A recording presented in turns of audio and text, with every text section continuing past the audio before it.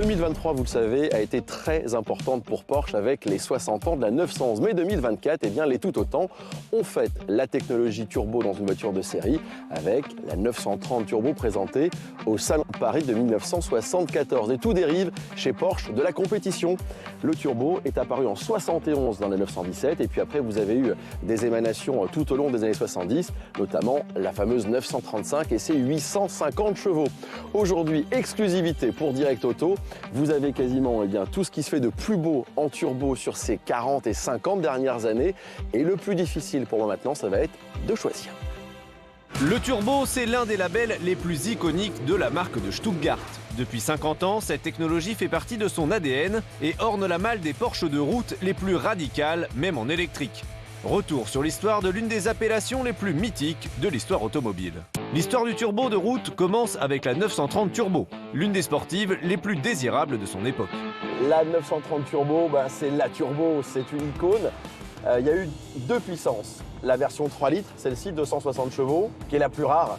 Elle a été produite que 2 ans et on a eu à peu près 2800 exemplaires de fabriqués. Et après, la version 3 litres 3 et 300 chevaux va durer jusqu'en 1989, ce qui fait qu'elle a une très longue carrière, cette 930 Turbo. Il y a 50 ans, cette Porsche était déjà révolutionnaire. 260 chevaux, 250 km/h en vitesse de pointe, le constructeur allemand vantait sa 911 comme étant une luxueuse grand tourisme utilisable tous les jours. Car oui, la sportivité ne s'est jamais faite au détriment du confort. Volant 3 branches en cuir, moquette épaisse, sellerie spécifique, cette 930 Turbo était aussi efficace pour aller chercher le pain que pour faire la course sur le Nürburgring. Et surtout, on a un privilège incroyable. Je conduis la voiture, la 930 Turbo personnelle de monsieur Ferry Porsche. Cette voiture, c'était sa voiture, elle a seulement 17 000 km.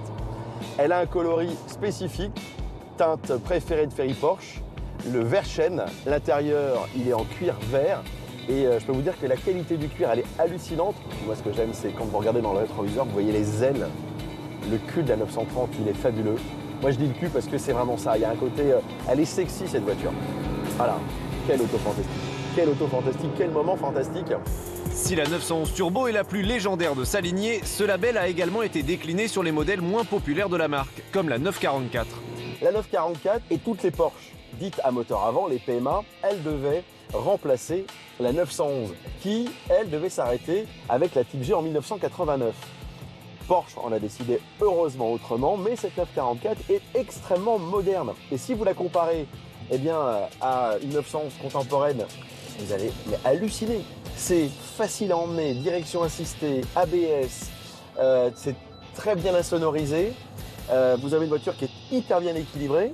En termes de puissance, là on a une Turbo S, c'est l'ultime évolution avec la puissance des Cup, 250 chevaux au lieu de 220 pour les premières turbos. Ça a été produit très peu de temps, à 88-89. Et il y en a eu moins de 4000 exemplaires. Et je peux vous dire que c'est une voiture mais délicieuse.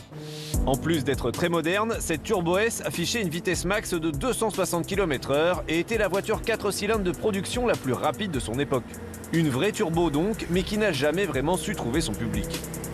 Alors forcément, compétition, sport automobile, turbo et Porsche, tout ça est intimement mêlé depuis le début de l'histoire de la marque allemande.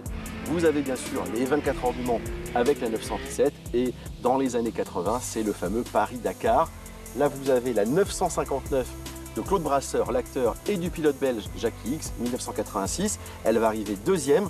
Celle qui va arriver première, c'est l'autre, 1959, pilotée par René Mege. Cette voiture, c'est la première, on peut dire, la première hypercar de Porsche.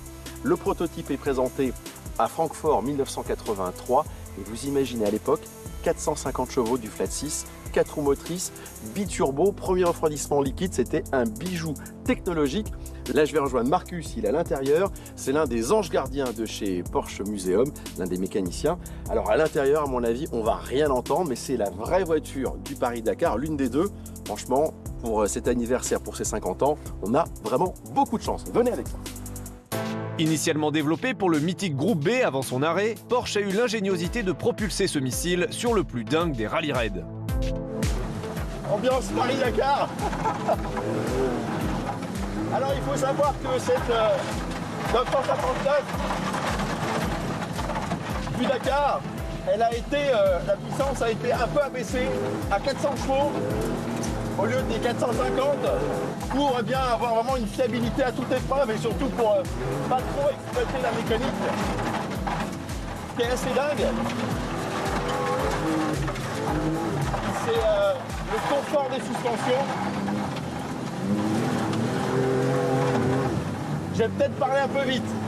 Les turbos ayant fait leurs preuves, les ingénieurs de Porsche décident de pousser la radicalité encore plus loin. En 1993, la marque dévoile la 911 GT2, une version allégée et plus puissante de la turbo. Puis viendra la 997 GT2, produite à 3169 exemplaires sur les millésimes 2008 et 2009. Alors la boîte, c'est une boîte d'adulte. Hein. C'est l'embrayage, il est raide, la boîte, elle verrouille. Moi j'adore. C'est une auto brute de pomme. Allez, là on a un petit bout de droit. On débraque, on accélère, on envoie la sauce. Voilà, ça rentre. Wow. Une voiture qui a 17-18 ans.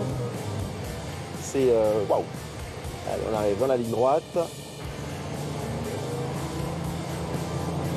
Et là, on va pouvoir faire ça.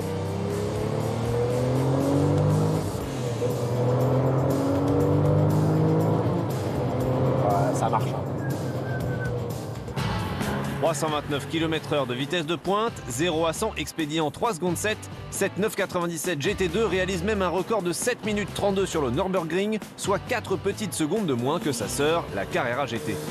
Cayenne Turbo, Taycan Turbo, Macan Turbo. En 50 ans, ce label a été développé sur la grande majorité des modèles de la marque. Mais s'il ne fallait en choisir qu'une... Pour moi, c'est cette voiture, la 964 Turbo S. Elle est présentée au Salon de Genève 1992. C'est l'évolution de la 64 Turbo, mais une très très grosse évolution. Plus 61 chevaux. La puissance passe de 320 à 381 chevaux, mais surtout, vous avez 180 kg de moins sur la balance. On se demande comment les ingénieurs ont réussi cette prouesse. Eh bien, c'est très simple. Ils ont mis tout ce qu'ils savaient faire. Les ailes sont en plastique, les vitrages ont été affinés, l'intérieur également. Les jantes, ce sont des speedlines faites sur mesure pour cette voiture. Le bilan, eh bien, vous avez 86 exemplaires qui vont être fabriqués. Le prix est stratosphérique. En 1992, ça valait 1 million de francs, sans briques, sans patates. Sans patates, eh bien, pour s'offrir le Graal absolu. L'intérieur est à la hauteur de l'extérieur, extrêmement raffiné, recouvert de cuir, une vraie main de fer dans un gant de velours.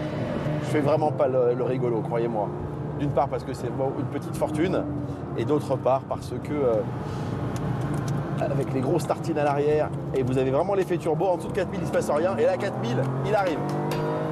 Jusqu'à quasiment 7000. Qu'est-ce que ça marche? C'est à la fois sportif, c'est à la fois élégant, c'est à la fois désirable.